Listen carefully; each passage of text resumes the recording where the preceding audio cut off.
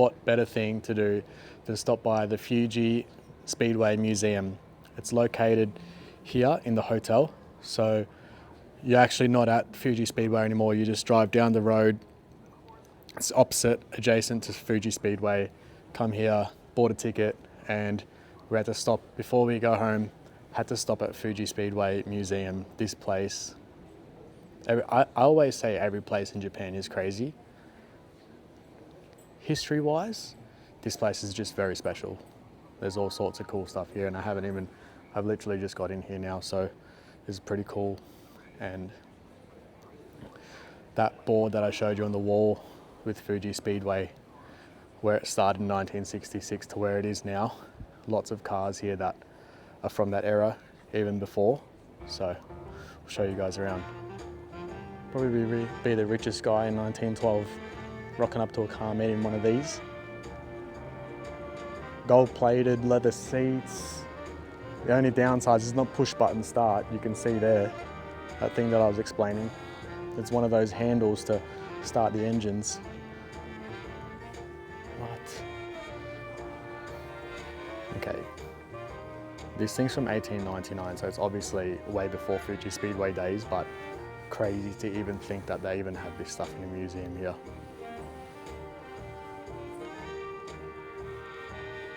Wow.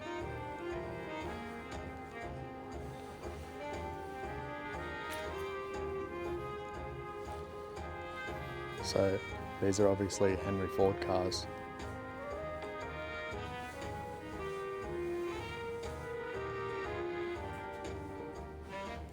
(1902). All right, we're getting a bit newer now. Not in the 1800s anymore.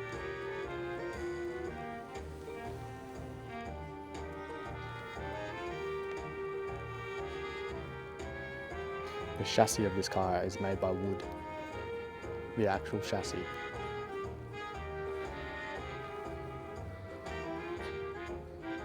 I didn't know this guy's name before, but now I do. Ferdinand Porsche. Three Dreams. People's car, a racing machine, and a farmer's tractor.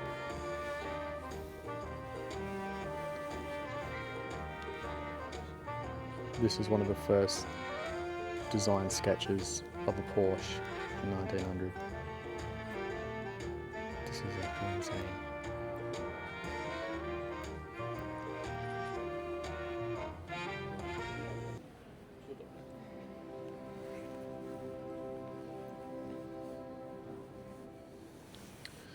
So this one's from 1950. Porsche 365. One of the first Toyotas, I think. Yep, founder of Toyota Motor Corporation, 1894. This is what racing cars looked like back in the day. Look at this thing. Wow. Some of the first Datsuns. Datsun 1500, 1963. Fair Lady. I know that name.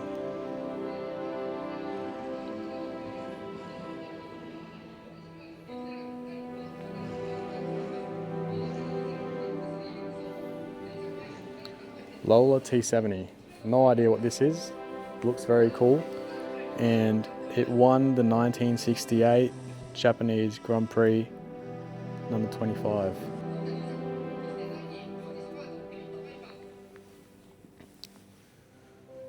All these pictures are just so special when you look at them on the wall. So many generations of car lovers, car enthusiasts, real racers. And such a crazy time in history where racing in cars was transforming so quickly. And you've got these mad scientists from all over the world, especially Japan, which is where we are now, that made these incredible cars.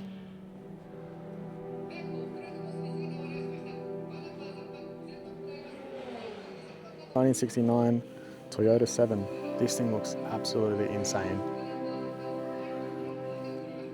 Couldn't imagine what it would feel like to drive this.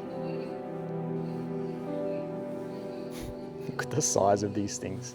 This is what a Batmobile looked like back in the day. Absolute death machine.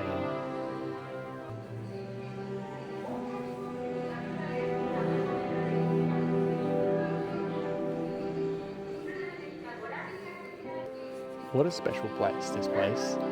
People come to Japan, Hiroshima, Nagasaki, cherry blossom, all these things. Me, this is my special place. Things like this. When I come to Japan, there are so many people that come to Japan now because it's so popular, and they have no idea about stuff like this. And Japan does so well at preserving a lot of history, especially racing. So it's just cool to be one of those people to show you what people don't come to Japan for. A lot of people don't come to Japan for this, but we do. I literally just got out of the elevator. So downstairs is where all the older cars were and the start of racing history. Come upstairs, still some old cars, but this is where we get to the new shit. The more wild shit, in my opinion, too. Here's the new generation.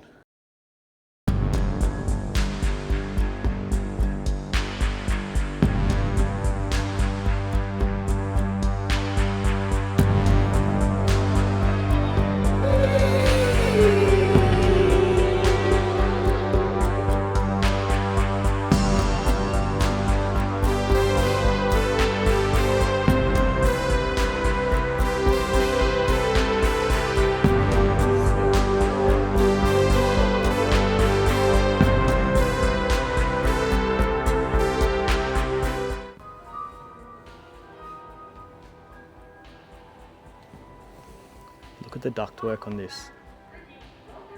You can see where the air flows. This is all racing engineering. And then there's racing ducts here where it would feed air.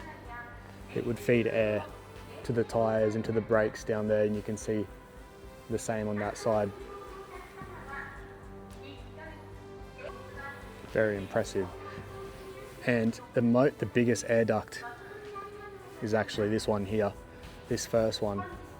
You can follow it through the body line. So the air that keeps the front down of this, keeps the downforce and the grip, is actually not wasted, and it's used with these big pockets here that feed air all the way back to the engine. Same with the roof as well. So cool that they've just had this opened up as well, so you can see. Just look at the body of work on it. When you talk about aerodynamics for racing, these cars were not meant to do anything else but race. So that's what I love about this kind of stuff, is that there's no expense spared. Everything is got to do with racing here for performance and to optimize anything they can do to win. And build the best car, obviously, too. And pretty much every car has its own style, obviously.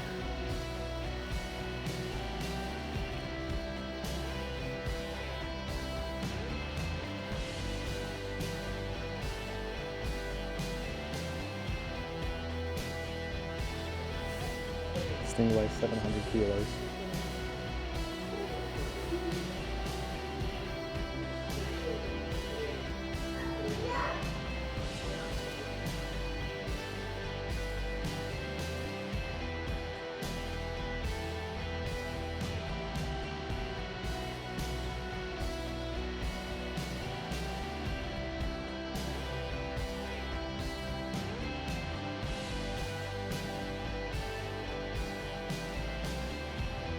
This thing right here, Le Mans is one of the most famous races in the world, and this thing just looks like it's copped a beating.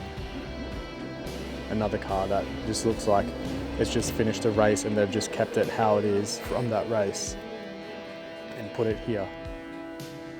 You know, out of all the stuff that we've captured here in Japan so far, the drifting, all that kind of stuff, history does something for me personally.